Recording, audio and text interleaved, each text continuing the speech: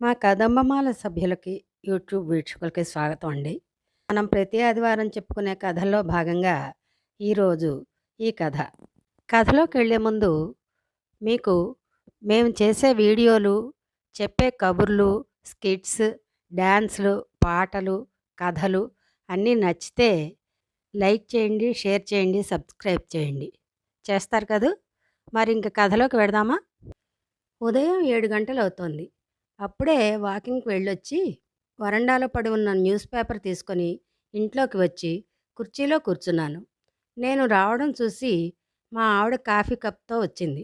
ఉదయం వాకింగ్‌కెళ్ళేటప్పుడే కాలకృత్యాలు తీర్చుకొని, బ్రష్ చేసుకొని వెళ్ళడం అలవాటు. కాఫీ 50 సంవత్సరాల నుండి అలవాటు. కాఫీ నా జీవితంలో ఎంతగా కలిసిపోయిందంటే, కాఫీ తాగడం కోసమే ఎదురు చూసేంత. మా ఆవిడ చేతి కాఫీకి ఉన్న రుచే వేరు. ఉద్యోగ విరమణ అయిన తర్వాత స్వయంగా కాఫీ పెట్టుకుందాం అని ఎన్నిసార్లు ప్రయత్నం చేసినా ఆమె చేతి కాఫీ రుచిలా లేక చివరికి ఆమె ముందు ఓటమి ఒప్పుకొని కాఫీ పెట్టడం పూర్తిగా మానేశాను. బయట పని మనిషి నీళ్లు చల్లుతోంది. టీవీ ఎవరూ వినకపోయినా వెంకటేశ్వర సుప్రభాతం వినిపిస్తోంది. ఏమండి, ఇప్పుడే మీకోసం శేఖర్ అన్నయ్య వచ్చి వెళ్ళాడండి అంది నా శ్రీమతి. ఇంత ఉదయాన్నే వాడు రావడం కొద్దిగా ఆశ్చర్యం అనిపించింది. ఏంటిట? ఒక ఫోన్ చేసి వస్తే సరిపోయేది కదా! అన్నయ్య ఫోన్ చేశారట. మీరే తీయలేదు. రాత్రి సైలెంట్లో పెట్టారు. ఉదయం వాకింగ్‌కేమో ఫోన్ మర్చిపోయి వెళ్ళారు. ఏదో ముఖ్యమైన విషయం అయి ఉంటుంది. మిమ్మల్ని పూజ అది అయిన తర్వాత వాళ్ళ ఇంటికి రమ్మన్నారు అంది. సరే సరే, వేడినీళ్ళు పెట్టావా అన్నాను. ఆహా, సిద్ధంగానే ఉన్నాయి అంది. పేపర్‌ని పక్కకు పెట్టి కాఫీ తాగి బాత్రూమ్‌కి వెళ్ళాను. స్నానం చేస్తుంటే ఒక్కసారి ఆలోచనలు శేఖర్ పైకి వెళ్ళాయి. ఇంత ఉదయమే శేఖర్ ఎందుకొచ్చినట్లు? సున్నిత మనస్కుడు. ఇద్దరం చిన్నప్పటి నుంచి స్నేహితులం. నేను గవర్నమెంట్ జాబ్ చేసి రిటైర్ అయ్యాను. వాడు గవర్నమెంట్ ఉద్యోగం నుండి వాలంటరీ రిటైర్మెంట్ తీసుకుని ఎవరో స్నేహితులతో కలిసి వ్యాపారం పెట్టాడు. మొదట్లో బాగానే ఉన్నది. తర్వాత ఏమైందో కానీ నష్టాలు రావడం మొదలైంది. వాడి స్నేహితులు తప్పించుకుని వ్యాపారం వదిలిపెట్టి ఎవరి దారి వారు చూసుకున్నారు. శేఖర్ ఒక్కడే వ్యాపారంలో మిగిలిపోయాడు. వ్యాపారం కోసం చేసిన అప్పులన్నీ వీడిపైన పడ్డాయి. అప్పటికి ఒకదాని తర్వాత ఒకటి తీర్చుకుంటూ వస్తున్నాడు. నాతో పాటు వాడికి చాలామంది సలహాలు ఇచ్చారు. నీ పార్ట్నర్స్ లాగానే నువ్వు కూడా అప్పులు ఎగవేయి అని. వాడు ఒప్పుకోలేదు.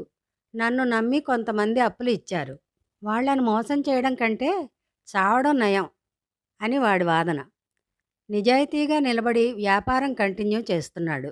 ఇక నీ ఇష్టం అని అందరం వదిలేశాం. కష్టపడి తీర్చుతూ వస్తున్నాడు. వాడికి ఉన్న 2 ఇళ్ల స్థలాలు కూడా అమ్మి అప్పులు తీర్చాడు. గవర్నమెంట్ పెన్షన్ కొంత వస్తుంది.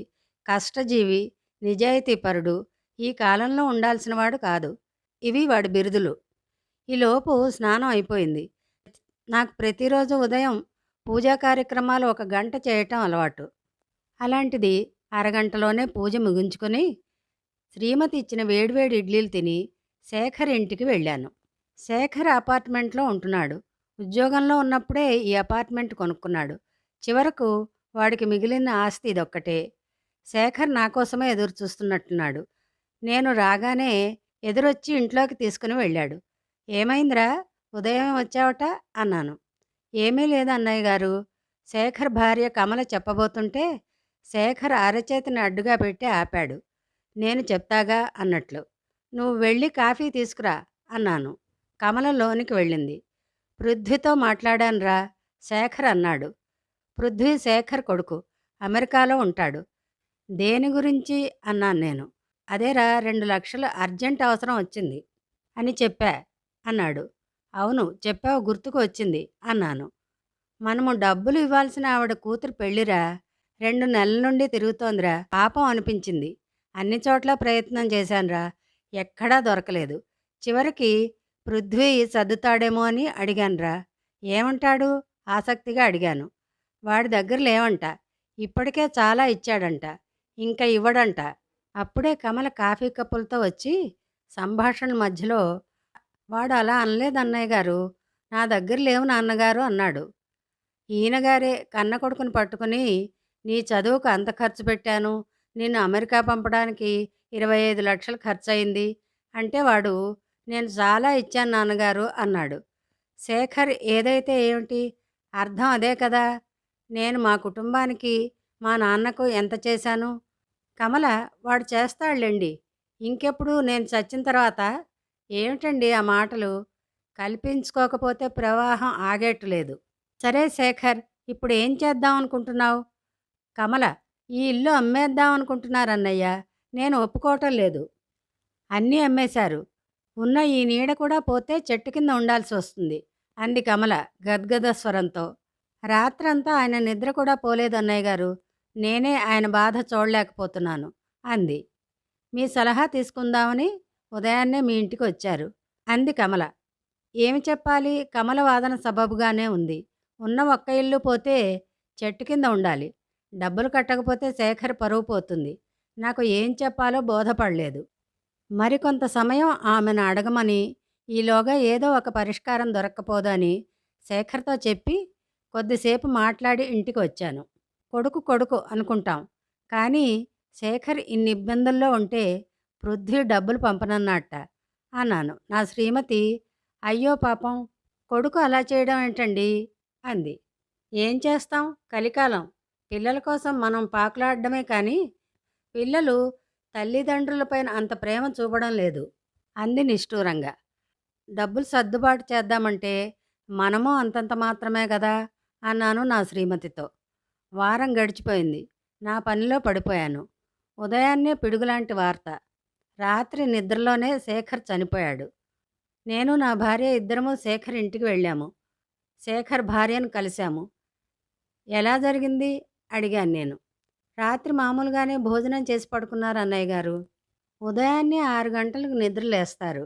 7 గంటలైనా లేవకపోయేసరికి వెళ్ళి లేపుదామని ప్రయత్నం చేశాను. దుఃఖంతో ఆమె మాట్లాడలేకపోయింది. నాకు తెలిసిన దాని ప్రకారం శేఖర్ బాగా ఒత్తిడికి గురి అయి ఉంటాడు. టైంకి డబ్బులు అందలేదు, కొడుకు పంపలేదు అని చాలాసార్లు అనుకున్నట్ట.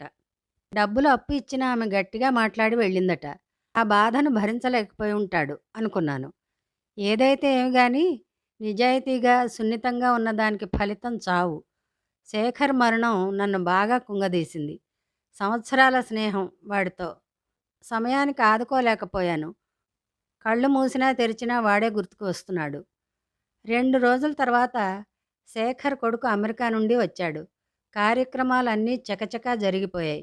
నేను కూడా పృథ్వీతో కలిసి అన్ని పనులు దగ్గర ఉండి చేయించాను. కానీ ఒక్క విషయం మాత్రం నా మనసును తొలిచేస్తోంది. సందేహానికి నివృత్తి కోసం ఎలాగైనా పృథ్వీని అడగాలని అనుకున్నాను. 11వ రోజు పూర్తి అయ్యే వరకు వేచి ఉండి 12వ రోజు పృథ్వీని అడిగాను. ఒక చిన్న మాట. అడగండి మావయ్య అన్నాడు పృథ్వీ. ఏమనుకోవద్దు అన్నాను. నాన్న అడిగినప్పుడు 2 లక్షలు పంపించి ఉంటే బాగుండేది కదరా అన్నాను. మావయ్య, కరోనా రాగానే మార్చిలోనే మా కంపెనీ మమ్మల్ని అందరినీ ఫైర్ చేసింది. అప్పటి నుంచి ఉద్యోగం లేదు మావయ్య. నాన్నకు అమ్మకు తెలిస్తే బాధపడతారని ఈ విషయం చెప్పలేదు. నా కోసం ఎంతో చేసిన నాన్నకు ఏమీ చేయలేకపోయాను అని ఎప్పుడూ బాధపడుతుండేవాడిని. అమెరికాలో బతకడానికి చిన్న చిన్న పనులు ఎన్నో చేసేవాడిని. రాత్రిళ్ళు నిద్ర కూడా పోకుండా పెట్రోల్ బంకులో, బార్లలో పనిచేసి వచ్చిన కొద్ది మొత్తాన్ని నాన్నకు పంపేవాడిని. తిండి తినడానికి కూడా ఆలోచించేవాడిని, నాన్న సంతోషంగా ఉండాలని. నా బాధలను చెప్పకుండా అంతా బాగుంది అని చెప్పేవాడిని. ఉద్యోగం కొరకు చాలా ప్రయత్నాలు చేశాను మావయ్య, కానీ ఇప్పుడు పరిస్థితులు బాగా లేవు. లేకుంటే నేను ఈ పాటికి సెటిల్ అయి ఉండేవాడిని. ఇప్పుడు ఇండియాకు వచ్చేసాను కదా, వీసా కూడా లేదు. ఇక అమెరికా కూడా వెళ్ళలేను మావయ్య అన్నాడు బాధగా.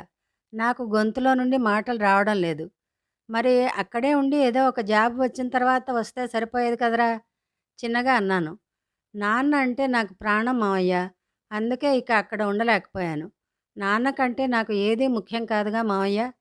ఆఖరి చూపులకు కూడా నోచుకోకుంటే ఇక నేను ఉండి లాభం ఏముంది మావయ్య అన్నాడు కారుతున్న కన్నీళ్లను తుడుచుకుంటూ. మరిప్పుడు ఎలారా అన్నాను.